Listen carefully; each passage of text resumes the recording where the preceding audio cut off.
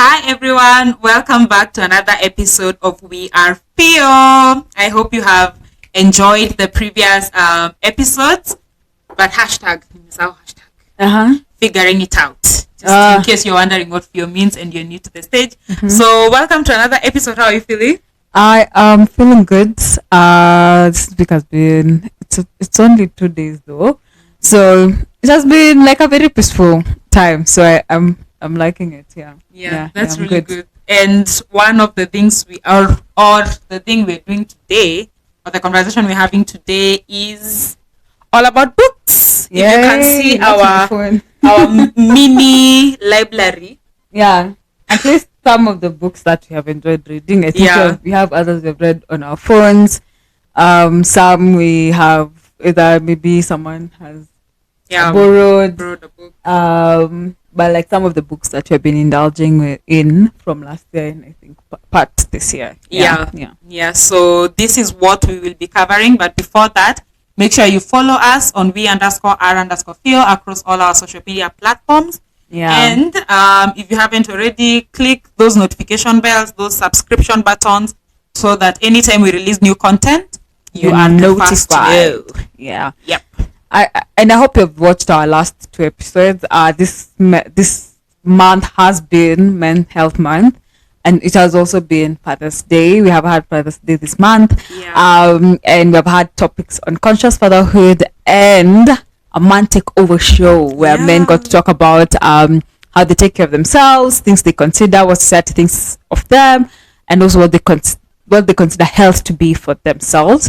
And it was so funny. It's such a funny episode. I'm very sure you're going to enjoy. So make sure you go there and catch up. With our latest episodes. Yes. All right. I think we can get into it.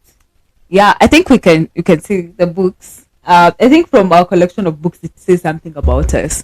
What do you think our collections say about us? Wow, interesting question. I thought we were just reviewing books. No, okay, we are getting into it. I think definitely we love money. Oh yeah, we have 1, 2, 3, 4. 4 money books. 4 money books. So we definitely want to have that to make money. You're making money. After with this government killing us, man, the finance bill, man. I'm like, I don't know. Okay, just to divert, but how do you feel about the whole bill? I'm really I'm very agitated. Yeah. And I'm saying this because like today I was trying to look at my NHIF. Yeah. And that platform, getting into it to see my status, the hospital, the process of actually viewing it took me hours.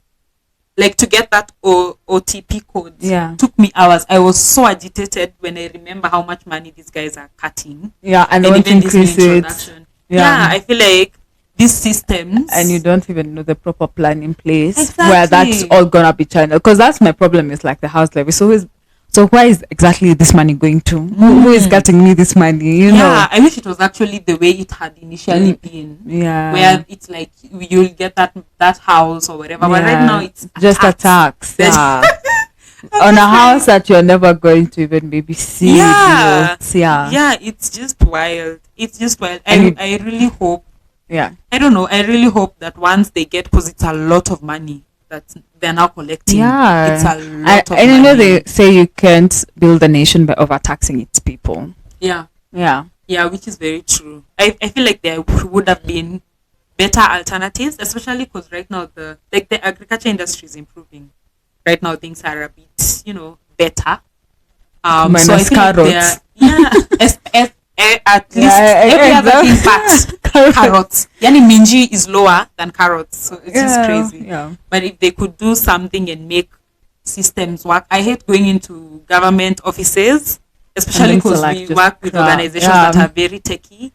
You go into an organization and somebody's giving you papers. I feel like you're wasting my time. Yeah. Like automate these things. I feel like our money should be doing some work.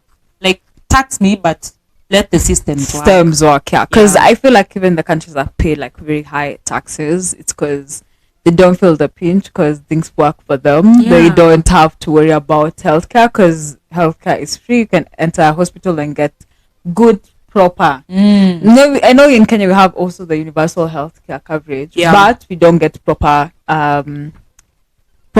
care, and we don't. Our hospitals guys are underpaid. We don't have well equipped hospitals. The doctors are underpaid. We don't have well equipped hospitals. But I think for me, it gives me anxiety. Yeah. So much anxiety in regards to, so how does now my finances look like going forward? And then it gives me a sense of lack of control, because I feel like they can wake up today and decide, okay, tomorrow I want a 5% for this other thing. Then the other day I want a 5% for this other thing. So without, like, I feel like there are people who are planning for my money, and I am here struggling. Yeah, and I'm not having so much say. On it. It makes me feel like I'm not also in control of my own, the money that I wake up and work for each and every day. And then it makes me think, okay, so now that all these finances, so when I was negotiating my contract, this was it. Then I was like, do you need to have another conversation? I was thinking the same thing, because I was like, I renewed my contract in May. No, I wish I was renewing my contract in August. Like after all these things, I'd be like, okay, this needs to change because of this and this, But right now, I have, as you said, very little control. It now feels like a parent-child relationship. They're making all the decisions for you. And then I feel like there's no proper structure for all these things, and that makes me more worried. Because that means it's my nikama, essentially, like you're going on a shopping spree and just spending money the way you want. That's how being taxed makes me feel right now. It's like somebody's just taking my money and just spending it, and I have no control on how they can do that for me. I think we need to have a conversation on anxiety that is led towards how the economics are looking like. We have an economist. We have an economist, Prince. Funny, we are coming for you. Yeah, so let's get into the episode. So we're from finances on the finance bill. I think the other thing is, I think you're very conscious people. Very. So you can see this Think Like a Monk, which has a lot about consciousness and about how to meditate, and just essentially how monks live and how you can adapt those lessons of how monks live into your own life. What Happened to You is a book that I think we quote every other episode. Man. How are you? And also you can listen to Brene Brown. She interviewed Dr. Bruce Perry and Oprah Winfrey on her podcast on unlocking. It's such a beautiful episode. Actually, I haven't listened to it yet. Brene Brown, her podcast is just like top notch. Like, I really love listening to her podcast of late. And then we have Atomic Habits. So this is how we started forming habits of going to the gym and consistency and discipline. I actually think this is one of the best books to start the year with. Very true. And I think also, like, even in between, if you feel like now you have been slacking and now you want to pick up the pace, I think it would be a very amazing book. Which other one? You're a badass. I liked this book, but it was, I don't know, it was a good book, but like, I remember you saying those books. I feel like it didn't hit home, but it's also a very good book. And I think one of the other best books in terms of communication and relating to people is How to Influence and Influence People. I think it gives you an insight on how people think, what people care about, and things that you need to care about when connecting or trying to connect with other people. And then which one else? I think Leaning. Leaning is a business. But but it's also like a development book. Even the same with this one. This one is like lean in a way. It cuts across work, heavy on work and business, but also on self and family and friends. It's actually a very good book. I'd recommend it. You also have Brene Brown. I am in love with this woman. Brene, where you are, I know you're married to David, I think. But I really I'm not saying anything about anything. But I really love her books. I've read The Gift of Imperfection.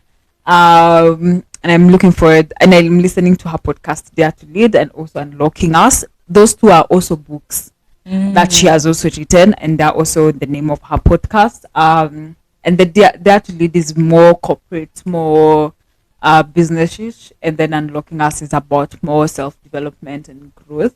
Okay. So this book is one of the best books that I have read so far. I'm reading that one next. Yeah. Okay. I think that's all our books. Yes. And Money, and then we have you have Chimamanda. Because sometimes we are activists. Yes. And feminists. Yeah. So, yeah. This was a tiny. Nice book. I really like it, and also you can listen to, I think, the same on TED Talk. Yeah. She gives a speech. I think we also have like books in management that we are working towards, growing our career, becoming managers, being bad assays, and also the book on how to influence people is really important in making connection and networking. What other book? And I think you just need to heal on all traumas to be good at everything. Yeah. At the core of it, what happens to you. What happens to you? How you show up every day. Yeah. But today, I'm going to be reviewing Atlas of the Heart by Brene Brown. It's a New York Times best. She's one of the New York best. Well, number one New York Times best-selling author. New York Times best-selling author Brene Brown, Atlas of the Heart. And I'm going to be reviewing The Bigger Deal by Sunny Bindra. So Sunny Bindra is actually a Kenyan. So I think he writes articles for either the Daily Nation. If he hasn't stopped yet. So this is one of also my best books. It's really good. So let's have fun. So I think I got this book after. So when she released this book, I was so excited, and I was really looking forward to reading it. Then I bought it as a gift for someone, and then I was just waiting for them to read it and finish. So whoever those someones are, apparently they haven't finished it. I'm not sure whether they have started, but I was like, so since they're finishing it, so we were at Textbook Center. And that's where sometimes we get these books, and I think it's also just a way of supporting people's work. Sometimes it's good to buy things in the streets and it's cheaper, but also like having mainstream areas where you can be able to support their work. Even like buying it on Kindle or importing it is also a way to support them. So we bought it at Textbook Center, and I was like, man. So I went around looking for books, but I was like, nah, I have to get this book for myself, right? So I'm not going to wait. And then also, how hard it is to borrow someone's gift. Like you've gifted them something and you want to borrow. That was like complicated. So I just decided to buy myself this book. And I just recently finished reading it. And I think it's. I can't wait for us to share my insights into it. Yeah. All right. The history of this book. Uh-huh. So I got it from James.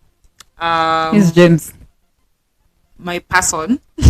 Have partners who help you grow. I think he bought it in 2019. Based on, because there's a quote he has on his status. On his WhatsApp status that is from this book. Oh, okay. So now let's go. I wanted to people. Let's go there. I was like, it's not public. On his phone, his WhatsApp. So when I read the book, I remembered the quote. So and then I saw the quote was for 2019. So I was like, it's a 2019 something that he read at that time. Though he took years to finish it. So I borrowed it because it looked kind of cute, and then I like anything that makes me think about the bigger things other than just like current circumstance, or I like things that make me think about life in a bigger picture than just being narrow-minded. And this book was that. Okay. That's good. I look for partners that I encourage you to read. It's very important. Otherwise you have boring Sundays. But if you both have a book, like it makes nice. It helps occupy the time in your relationship. And let's just say Netflix and chill is not always like the best. Yeah, I also feel like even when I'm alone, it's like nowadays I can be here and I'm not like watching anything. Like I can be repeating the same shows continuously and not watching anything to new. Watch something new. Yeah, because I feel like I'm not like I feel like I don't want to engage my mind like that. Yeah. Anymore. Yeah. But when you have someone who can read, it's so interesting to like share perspectives about books and podcasts and stuff like that. Or it's fun to me. So, one of the things in my checklist. We'll explore that checklist in another episode. Okay, so I think we can get started. Yeah. And I think we can like just a high level what the book is about. I don't think we've talked about that. Yeah. We can just talk high level about what the book is about, and then we can go on and just touch on some of the things that we have learned through the book. Okay. Yeah. So would you want to start? Or I think you can kill it. Okay. I know it's because it's this cover. The only thing that I really didn't like about this book, actually I read this book minus the cover. The cover, to preserve it. Yeah, to preserve it. Yeah. So the cover can be a bit tedious, but I think I'll put like self-tape here. I think we did the same for this one. Yeah. So this book is generally about the power of language and understanding language and being able to use language to express yourself and understand the experiences of your life. So you'll find that in the content table, how the chapters have been written is like places we go when you are happy, places you go when it's too much, places you go when you want connection, like that. So like these places we go when things are uncertain or too much. Then inside it, there's like different emotions, experiences that we go through. Because not everything we go through is an emotion. Sometimes it's just like an experience or something that we go through when you're in that place. So, for example, the place we go when things are uncertain or too much is either you're stressed, overwhelmed, anxiety, worry, avoidance, excitement, dread, fear, and vulnerability. So those are covered like intensively in each topic. Yeah. So the she said here is mapping meaningful connections and language of human experience. If you're able to put a language or be able to express yourself, you're able to create more meaningful connections. And so the idea is if you're able to understand your own language on your own human existence, then you're able to build more meaningful connection. And that's the goal. The goal is being able to build meaningful connections by understanding language of the human experience. You're selling me on reading it. But I was going to read it. I just need to finish this one. Need to finish that one, and then I can move on to Atlas of the Heart. Yeah. Okay, so the bigger deal is as I mentioned it. Oh yeah, neighbors. Sorry. Yeah, sometimes they can be. Anyway, as I mentioned, it cuts across work. It cuts across personal life, business, and by work I mean being employed, business, owning a business, and then work that's family, friendship dynamics, and all of those things. It starts with just looking at life from as I mentioned, a big picture thinking. Like what's the bigger deal of life? And then there's something that Sunny says at the beginning of the book, which is the meaning of life is that it stops. So the meaning of life is that it stops. So you shouldn't be a small deal kind of person, somebody who is like egotistic, running after the smaller things, smaller satisfactions, things that are only for you at the expense of other people. But you should be living for the bigger deal. It talks about having a sense of purpose. It talks about living, earning a life instead of earning a living. You know, like it really touches on the fundamentals of why you should do something. Like place everything that you're doing, like have a why behind everything, so that you are having more impact. And having more impact, positive impact, comes from a sense of purpose. So having a sense of purpose is having a bigger deal. So yeah, that's generally what the book is about. So it talks on what small deals are, gives us examples of that, moves on up to the point where it now lets you define your why. Why? Yeah. Okay. Interesting. Yeah. Interesting. All right. I guess we can Dive in. I think it's so unfair because the books are very heavy. Yeah, and so we can't say everything because of copyright. Yeah, and also we just want to give like a sneak peek so that you can also go and buy the book and read it. Because I feel like when you read a book, and I think even when I would repeat the books. I think I'm going to repeat this one. I'm going to repeat what happened to you. Yeah, and some few other books. Sometimes because of the different seasons that you're in your life, you get to see a book in different views depending on the season you are in your life. Yeah. Right. So I think it's the same thing. Like sometimes we might review it and this is what you get, but then you read it and you're like, actually there's also this thing that I also picked up from it. Yeah. And it's because all of us are having different experiences of life, and a book can mean something different for you. Yeah. Than it is for me, and doesn't mean that mine is wrong or yours is wrong. It's just that our view of things might be a bit different at different times, and that's why we get to learn from each other. Yeah, totally agree, especially on the seasons, because I am not yet in the season of Think Like a Monk. I haven't read it yet. I tried, I started it, but it felt like it's not the time yet. So it's also important to kind of like listen to your season.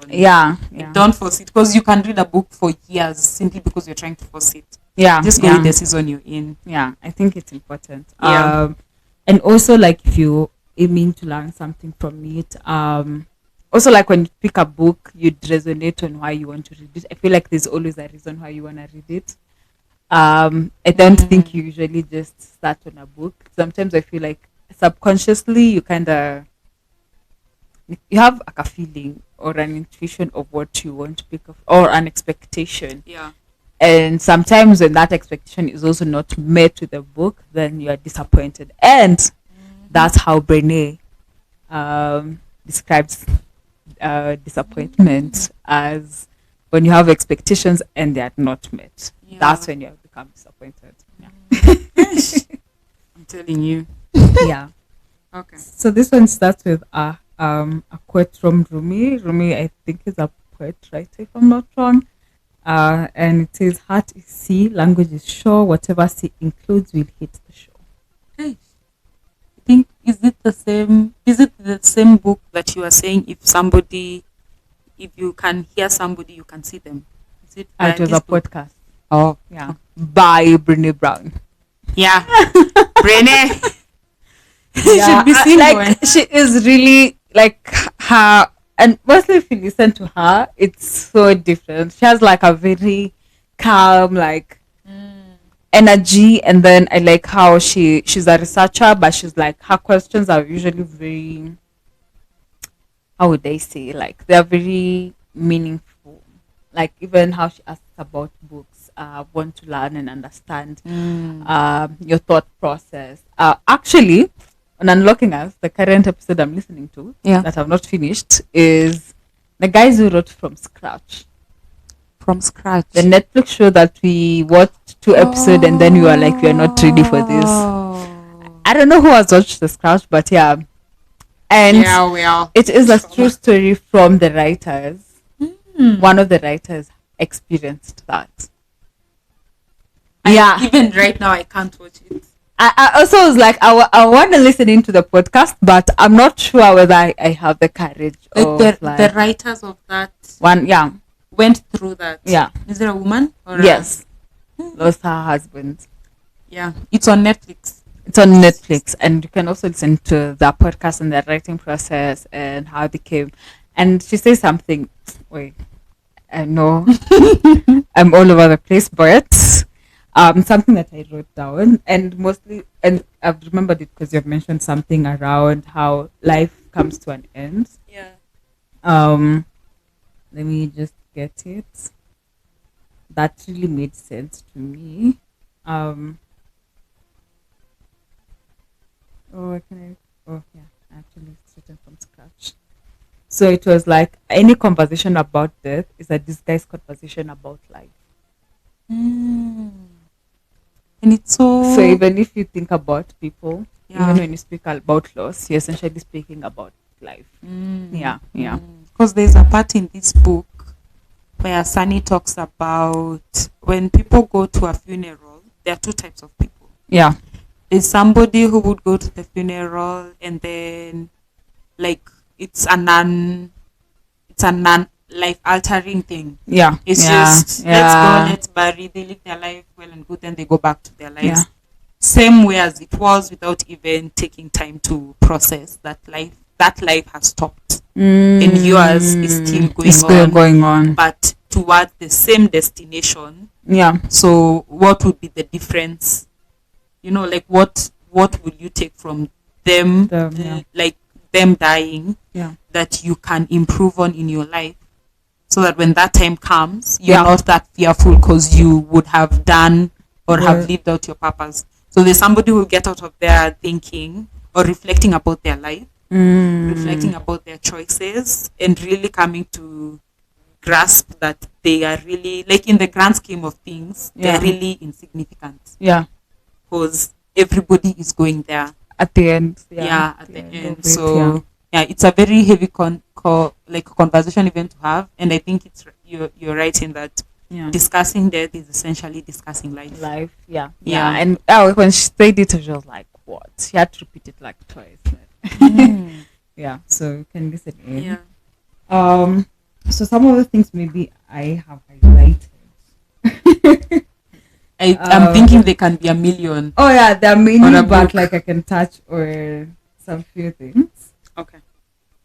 So when everyone knows that Brene is the queen of vulnerability, and she talks about vulnerability a lot in this book also, and I think in all her books, by the way. She's a vulnerability researcher.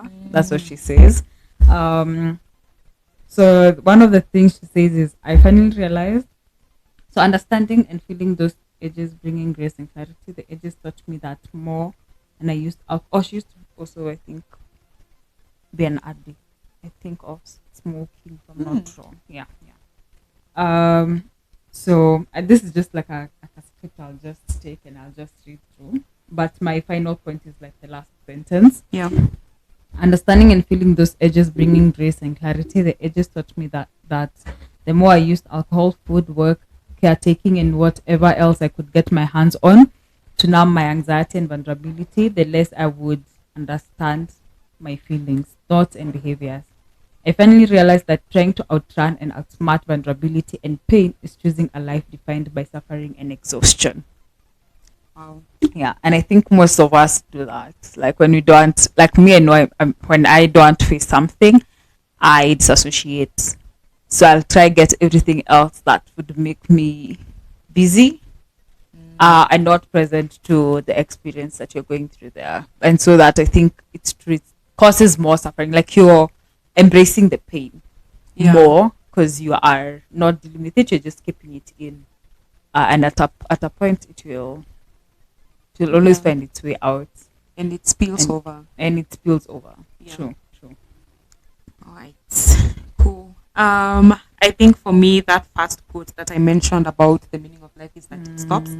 There's also something that he says at the beginning, where life is short and precious. It should matter, and it should matter a great deal.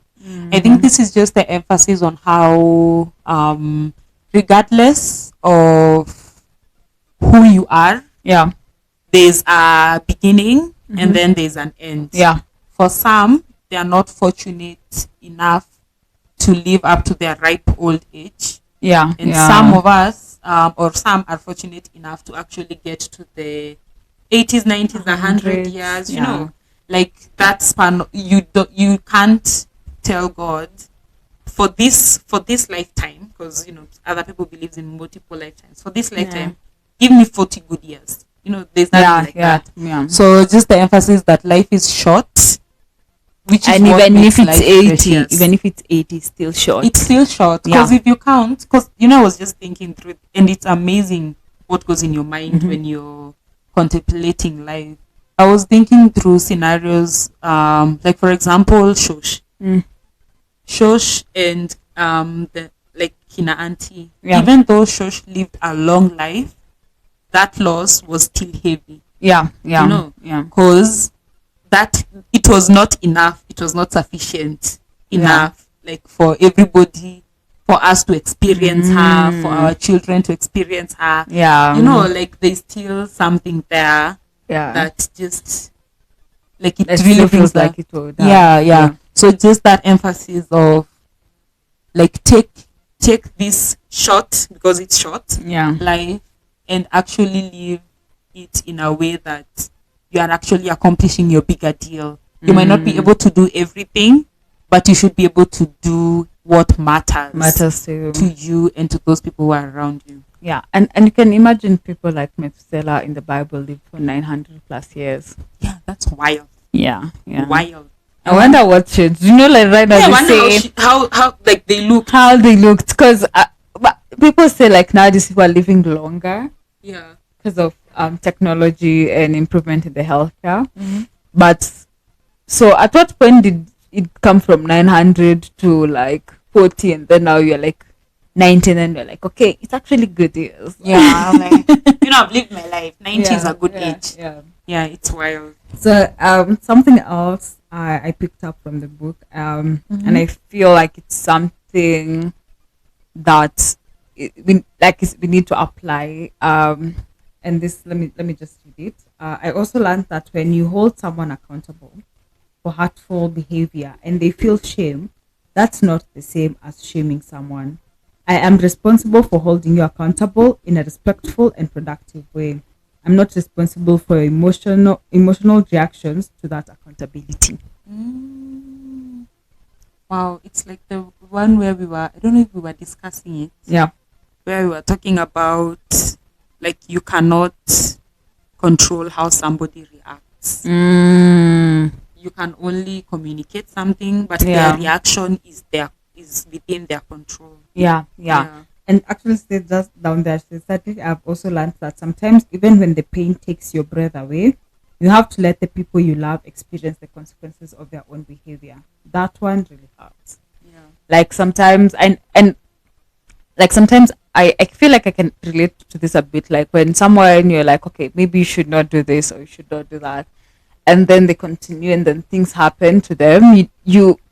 You can't experience the consequences of their actions with them.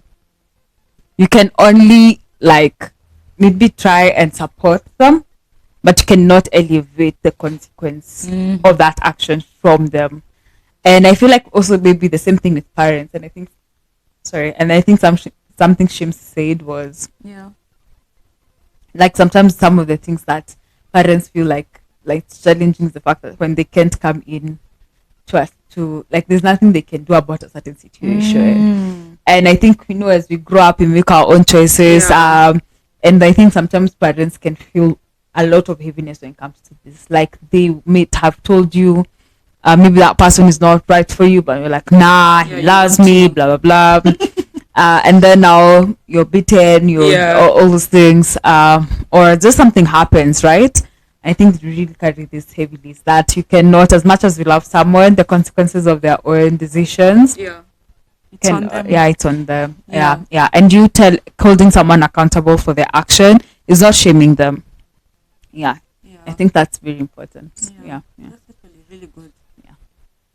All right. Let's see. I need to go to my highlights. All right. So another key takeaway for me for this book, especially in terms of growth, career-wise, was something that Sunny said. And quote, do your best work in all your work, and soon the habit of excellence will take root. The habit, which entails giving things your best shot, fixing things before complaining about them, and taking responsibility for your own motivation, is what propels people to achieving their bigger deals. One, work to earn a life. The living will take care of itself. So I really love that, and I really love that because sometimes when you're constantly in a work environment, and you're really trying to do your best, and then for some scenarios you're like, maybe I should let that person handle it. So instead of, I think this one really brought to the center stage, instead of just thinking other people would have better solutions for something, try and offer a solution, like within yourself first. Like look at the problem statement, like what is the challenge that your team is facing, create a solution based on all the facts that you have, create a hypothesis, so that even when you're going to that conversation with your manager or with the exco or whoever you're conversing with, they will be, that meeting might be to find a solution, but come with your own suggestions of how the solutions how the problem can be sorted. Exactly. So people would remember you more if you brought a solution, even if it didn't get picked up. The possibility is they would pick some elements of your solution to incorporate into what they finally go with. So this aspect of just putting hard work into what you're doing, that discipline is also part of what makes the bigger deal. So looking at that problem statement is not just about you selfishly trying to do things for you. It's about you solving a problem for your organization or for your community. And I actually found that something that even managers appreciate. Like even when you go with an issue and like, okay, this is happening, and then you're like, okay, but this is like what I'm thinking about it. Is there areas that I've identified that we can look into? Maybe not a solution, but like just highlighting what you're thinking about the problem and how you're analyzing it. So it becomes easier. So for them, they now have also a different view on how they can view that problem. As much as their managers, and everyone assumes managers should know everything and have like a whole world view, you know. But when like you also share your perspective, it helps ease the process even for them to make a decision or advise you on the way forward. And I was actually listening to a TED talk about leadership, and the guy that was giving the talk was talking about the two principles of leadership, which is it's all about you and it's not all about you. So like it's all about you in terms of practicing self-leadership so you can lead, and it's not all about you because leadership is about service. So he said something around am I losing it? No, he said something like when you think about some of the best managers or some of the best leaders you've had, what is that one thing that stuck with you about them? And because you can sit here and say, oh, this person was my best manager because of this and this and this. Those are things you can pick up, and even books like this and other resources, so that at some point in time, will somebody else say, Leah was the best manager I ever had, you know? So also putting that in mind, even as you're working towards management positions, you're having that mindset of how can I be what I would need to be a good manager? What are the traits I saw from one of the best managers that I can pass on? So that at some point in life, somebody can actually say they picked something from you. That's a nice word. I think something to think a lot if you are looking into like leadership, and I think not just in career wise, and I think just leadership in general. Just leadership in general, because everybody's a leader. Everyone is a leader in their own way, in their different capacities and different parts of their lives. Exactly. So we were talking about anxiety. So Brene covers a bit of anxiety, but there's something that she put here. So in this book, they're like interesting like pictures and stuff like that. And so this one's read, you are afraid of surrender because you do not want to lose control, but you never have had control. All you had was anxiety. I feel so triggered. I also feel triggered. Like this is me. Like I feel like this is me, because I feel like mostly this year I feel like a lot of things have been out of my control, and in a way it gives me a lot of anxiety. But and I agree, like most times when you want to be in control is because when you feel like you want to be in control is because of the anxiety behind whatever is coming. And I feel like that's why maybe you are so anxious or feeling the anxiety with like the finance bill and stuff like that. It's like it's because it's out of our control. And if it was in your control, would it have been different? What would you have done differently? but you're afraid of surrender because you don't want to lose control. But you never had control. All you had was anxiety. Yeah. So when you want to hold on to things, is it control? Do you really have the control, or are you anxious about it? Yeah. Yeah, like when you don't want to, what's like step up into a new role. Oh, yeah, that was not. Well, I actually wanted to say something different, and then I was like, no, let me not say that one. And I was like, oh, this is neutral. Yeah. Okay. Yeah. So yeah, but I can relate. Yeah, I can relate. I think let me just read something else. Yeah. Still I think around the same thing. So I'm sorry. The dance. So in her book, The Dance of Fear, and I think this looks like an amazing book. The Dance of Fear, Dr. Harriet Lena writes, it is not fear that stops you from doing the brave and true thing in your daily life. Rather, the problem is avoidance. You want to feel comfortable, so you avoid doing or saying the things that will evoke fear and other difficult emotions. Avoidance will make you feel less vulnerable in the short run, but it will never make you less afraid. Yeah. Avoiding it will never make you less afraid. I totally agree. And this is something I've been very conscious about, especially around some of the things that I'm working on. So you know how you can feel like this problem is very big. Let me first of all avoid do the other ones that I feel like I've been doing them, so it's quick and all of that. But then this new thing, or this thing that requires me to really use a lot of mental mental strength or whatever to kind of do it, I'm like, I can do it later, and then I keep on pushing it, so it becomes like even like a bigger problem. Yeah, because sometimes even when you're handling a project, you always need to think about loopholes, the backups and stuff like that. Like the risk management and all those things. And sometimes, because you want to avoid how big the risk can be, you avoid like kind of looking for solutions that you could put in place because you're avoiding. It's an ego thing where you think what you've set up will actually work. Oh yeah. You're like, it has to work, come rain or sunshine. So it also ties into that, like your ego can really be what is also feeding into your avoidance. So you end up avoiding things because of your ego. Nowadays I'm trying to be very conscious, and I think sometimes I think sometimes when we are thinking like that, it's because we feel like maybe there's someone better who would have done it. And we are comparing ourselves with those people, or like, why am I being chosen to do this hard thing? And Brene says, our comparison says, be like everyone else, but better.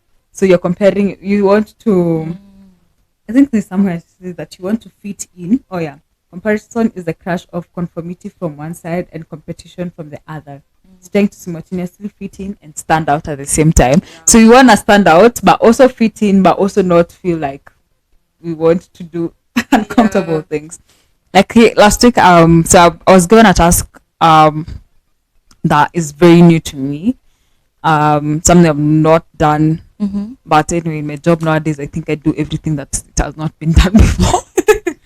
But like my manager was like, I know this is the first time you're doing this, but we're throwing you in the deep end and you'll have to swim and figure it out, and so that next time to just be easy for you. And I was like, wow, cut me some slack. I like her.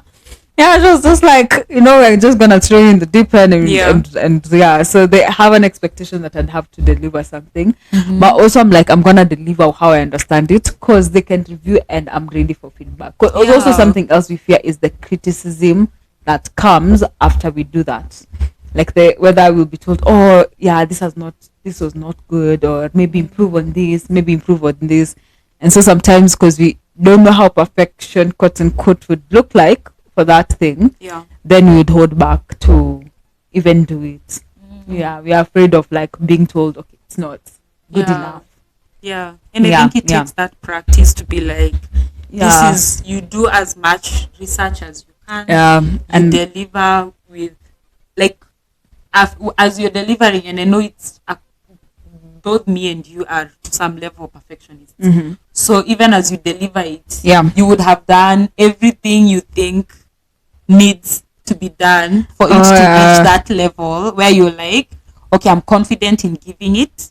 I know there might be some edits, but also you're conscious it might not be as much edits, because you're also, there's like even as we struggle with this, maybe not, there's a level of confidence in the work that you would submit at the end of the day. Yeah. Actually, there's something I noted today. I was asked a question, just like a new project that just came in, very different from some of the projects we've been having. And then before I answered, so I asked the guys who would give me information. So they give me information. I was like, no, I have to verify this for myself. So I went and looked for policies, looked for documentations, like verified the information. Like them, they're experts in those areas, but was like, no, I want to see it for myself because these are things I can access.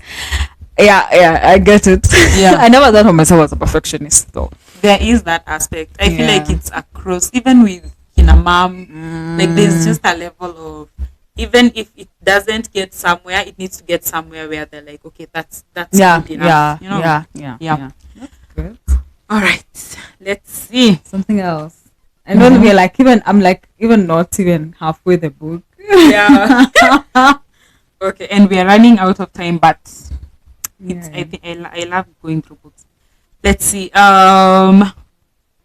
Okay, so this is something I took away from an event we had at work. Let me just double check it's the one. Okay.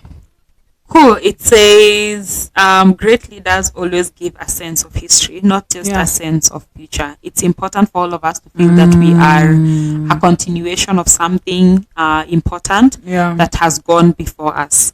And then there's a question here that says, when was the last time a boss convincingly told you why what you do is so important? So the reason why I loved this part and I can relate was, for the first time where I currently work, they took us through a journey of how it all started. Like when the founder was young in school, that vision that he had, all the way to starting the organization, then not getting enough funding, then they stopped, then they got enough funding, and then they were seated in just, like, you remember when you had just one couch? They had that kind of situation, like just one couch and a table, trying to convince big organizations to invest in the vision, in the why. So getting that sense of where did we start and then where are we going? I think involving the people around you in your sense of why you started something, like the roots from which it began, and where it's going. Taking somebody through that journey helps somebody believe in your vision. Sure. And I think I was like having a real struggle with just keeping my mission aligned to the organization's mission. But then when I remembered that story of where we started, because now I'm counting myself as part of the beginning, just because I was given a view of how the organization started. So I'm like looking back at how we started and where we are going. I feel like now there's more alignment. So even though I haven't gotten that conversation where the leader says your role is important because of this and this, I understand how my role fits into the overall vision or mission of the organization, just because of getting that history of continuation. I think for us, we haven't been like, I can't say I have like history of my company, because I think it's that like in the 1940s or so. Ancient. Ancient. And then the expansiveness of the company itself. But one thing we say is at the end of everything that you do, there's a patient. And I think that just keeps you grounded, man. When you think that if one mess can cost someone's life, one thing, like, your job was to make sure that this one thing goes right, and if it goes wrong, then like something might happen, or the success of what would have healed your aunt, or like your, because we usually have like these stories that is shared with us of people who have gone through either some of the projects that we support, some of the research that is happening in the organization, and a patient is like was part of it, and now they got better and they're healed, or now their lives are much simpler, or like better, or like their lives have been enhanced a bit more because of the research that we do. It helps you understand the reason why you're there. Like you're there to ensure like there's that, and that patient can be anywhere, and you're told like that patient can be anywhere. It can be your aunt, it can be your friend, it can be your husband, whoever, your child. So just thinking that at the end of whatever I'm doing, there's someone who is depending on this for their life. It changes the ball game. But I don't know. And even I think a quarter of the history. Even in terms of interviews, when you're going into an interview, and this just had me thinking because one of the roles is in like talent acquisition. When you think about some of the questions you should ask the interviewers or the people who are interviewing you for a role, is try and understand from their perspective why they started that company, or why they started that business. What is their company why? And even just inquire, like if you're getting interviewed by, let's say, a general manager, like what's your why for joining the organization? I think having that alignment would also it's also important. It keeps you motivated and kind of feels like you're working towards a bigger purpose than just your job title and your paycheck. And you stand out, because it's just like somebody asking me, Rita, why did you join this organization? And I'm interviewing them. I'll be like, okay. So it's also like a tip to stand out in your in your interview. So I think I'm not conclude, but it's a lot. We would conclude. Last ones.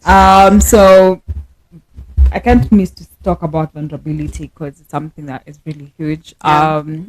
Vulnerability, and Brene keeps saying vulnerability is not a weakness, but it's actually a greatest measure of courage. And so she says in the world where perfectionism, pleasing, and proving are used as a armor to protect our egos and our feelings, it takes a lot of courage to show up and be all in when we can't control the outcome. It also takes discipline and self-awareness to understand what to share and with whom. Vulnerability is not oversharing. It's sharing with people who have earned the right to hear our stories and our experiences. It makes me think about Sheldon. You remember when he was drawing circles? And then there's like a pin, like a one, like a and he says that some of the things are for just himself. Because sometimes you think it's like even in our friendships. There are things I can tell you that I would not tell another friend. Like there's a way you need to kind of know what to balance. And also things that are said in confidentiality, that you should have that awareness of. These are things I can, like they were vulnerable with me to share. And it's not in your position to share somebody else's vulnerability. And sometimes we bash vulnerability. Maybe it's because we are choosing the wrong people to share with. Because we keep saying like, I don't want to be vulnerable. We tell people you should be vulnerable in your relationship. So the question is, are you feeling safe enough? Are you being provided with a safe space for you to be vulnerable in your relationship? And it doesn't, also vulnerability, as she said, it's not oversharing. And it takes a lot of courage. That's when you can't control the outcome, and it takes a lot of discipline and self-awareness to understand even to whom to share. Even being an entrepreneur is being vulnerable. That is also vulnerability. Like you are getting it out there. Not having control. I'm like, anytime you feel like you don't have control, then you trying to, and I feel like that's where I wanna be. Like where I feel like I need to be comfortable with. Somebody's mentioning my name. Sorry. The one who has not read the book yet. We see you. So, like, okay, I've even lost the trail of thought. What was I even thinking? Yeah, it will come back. I think there's a quote I saw, I don't know if it was a quote or a meme, but somebody was trying to explain to their mom what spilling the tea means. And then when she was trying to explain it, the mother said, just be careful who you spill the tea on, because tea stains. I know. Oh, and you're all here now. Bring the tea, girls. So that in regards to like being vulnerable with the right people, it's very important. Yeah. I think I can wrap up with a quote here by Maya Angelou. I think just I also have like something else. No problem. I think something just to highlight about this book is how much Sunny takes from other people. There are so many quotes. Like also Brene. Yeah. Takes a lot, even when I'm about to read, and even like quoting other people's research work. It's just and like even you don't need to do things of books that you can read in different areas. Yeah, that's good. So like there are so many things that he talks about. Will come for you on this book, and it has like so. Like Simon Sinek is on this book. There's Maya Angelou is on this book. Like there are so many people. And I'm so disappointed we have not read the Simon Sinek book, and I keep listening to his podcast. This one with Stephen Bartlett. Yeah, this one. And he has a book. Stephen Bartlett has a book. We are stacking it. Book. Yeah, sorry. Yeah. What was it? Sorry. Oh, sour. Maya Angelou. She says success is liking yourself, liking what you do, and liking how you do it. So that for me, and I love Maya. I also love her. I love how because in a way she's a poet. Yeah. There's wisdom in how she says things. Like she's an effective communicator. Yeah. So success is liking yourself, liking what you do, and liking how you do it. Liking yourself first. Yeah, liking yourself first. So I love here that she has not attached success to amassing things or doing things from an outward perspective. Yeah. But success starting internally. Yeah. Yeah. So I like what she says about liking yourself first, liking what you do, and then liking how you do it. You can be a lawyer. You like practicing law, but how are you doing it? Because there are lawyers who are tricky. Yeah. So do you like how you're doing it? In the bigger, in like a big picture thinking. It's not just about the cases you're winning now to create your portfolio, but in terms of, are you actually positively influencing the people who are coming to you for assistance and so forth? So like yourself, like what you do, and like how you do it. Oh, that is so beautiful. I like the fact that it starts with self. Yeah. It's so, because when you think about success, we don't think internal success sometimes. We are very out here. Yeah. So I just want to read something on connection and on love, because all of us in this world, we want love and we want connection. And I think we like talking about these topics, whether you're talking about heartbreak. I feel like the same thing as like when you're speaking about death, you're speaking about life. I think every time we speak about heart and all these things, we are speaking about love and connection. So connection is the energy that exists between people when they feel seen, heard and valued, when they can give and receive without judgment, and when they derive substance and strength from the relationship. So when you say you're connected to someone, then you should be feeling seen, heard and valued, not judged, and they derive substance and strength. You can be able to get that from your connection. I agree. And then, so what she says about love, I have this book called Bella Hooks, all about love, and I think I saw Mpome reading it some time back. Can you remember? Love? By who? Bell Hooks. Maybe read the quote. I think I might remember. So there were two things I wanted to read, and then I promise you I'm done. So the quote on Bell Hooks' All About Love book is, everywhere we learn that love is important, and yet we are bombarded. Everywhere we learn that love is important, and yet we are bombarded by its failure.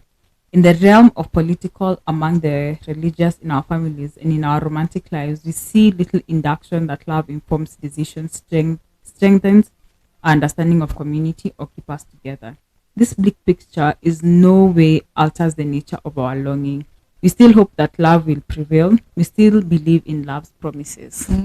Like we barely see this love expressed, but we always long for it. Yeah. And then just the last thing I promise. We cultivate love when we allow our most vulnerable and powerful selves to be deeply seen and known, and when we honor the spiritual connection that grows from that, offering with trust, respect, kindness, and affection. Love is not something we give or get, it is something that we nurture and grow. A connection that can be cultivated between two people only when it exists within each one of them. We can love others only as much as we love ourselves. Shame, blame, disrespect, betrayal, and the withholding of affection damages the root for which love grows. Love can survive these injuries only if they are acknowledged, healed, and reared.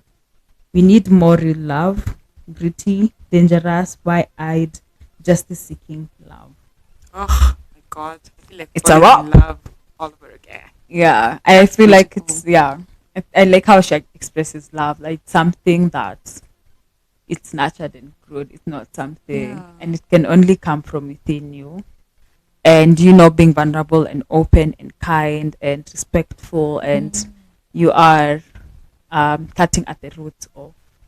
But she also says that there's hope, like even when there's betrayal and disrespect and all those things, love can still grow as long as there's healing and it has been reared, and it's and I like what you've said about connection. It made me remember Love is Blind. Like when you really think about these people that connected in the pods, they connected, like they had something similar. Safe, seen, hard. Like what was the name? Cameron. Cameron, and I can't remember the lady's name. Okay, I tried. Speed. Yes, Cameron and Speed. They both connected because of family. When he talked about his family and when she talked about her family, they had that being able to talk about that, and then they were very vulnerable with each other. There's something that makes you feel closer to someone the moment they talk about very deep things or very like vulnerable things, or when they show their vulnerability, like when they are naked in front of you. Not naked in like not having clothes, but actually when you're more vulnerable, like if you're from like a very vulnerable conversation, and then you know what you tend to have one of the best. This episode is a wrap. Thank you for coming to our TED Talk. Like tips. Go get your vulnerable in this cold July. My God. It's a wrap. Thank you for watching the episode. I hope you really had fun. The bigger deal, Atlas of the Heart. And our 1 million books that we are still trying to, create a Christmas tree by December. We'll see how that goes. We're trying. We are really trying, by the way. Follow us across our socials. Let us know what book you're currently reading. If you are, maybe if you're a podcast person, what are you currently listening to? Whatever. Please share with us. Whatever resource you're using. Please share with us just so that we can also check it out. This is my current book. This is what I'm currently reading. Should I by Florence Bett. She is Kenyan. It's such an amazing book because it is questions on, like, it's a book on finances from Kenyan's perspective and Kenyan's questions. Like, these are the questions we keep asking ourselves from a Kenyan point of view. Like, Tony Robbins can speak about money, but he'll speak about like stock markets there, blah, blah, blah. But like things around those areas, sometimes we can fully relate. But here it's like questions on relationships, on what else does she talk about? On how to budget your money, on money personalities. That different people have. So it covers a lot. I'm only halfway. Boundaries. And boundaries, and also family. That family one was hot. And being able to create money boundaries. people. Yeah, it's a good book. It's a book that I'd recommend. I've seen this book recommended also by Just Ivy, and also she has a new book. Florence Bett has another new book on finances. I also can't remember, but it's like orangish, same size, kind of. Yeah. But it's a beautiful book. Thank you for recommending it. And this is the book I'm reading. Slow as a snail, but I love soaking in the book. I think it's actually one of my best books. I don't know. I think we'll say that for every book we read. Yeah. Because I also really liked Lenin. Yeah. It's a really, really, really. It's a power woman. Like when you read it, you feel like power woman. Like it helps you want to be a power woman yourself. Yeah. And it gives you a consciousness. That you might not normally have.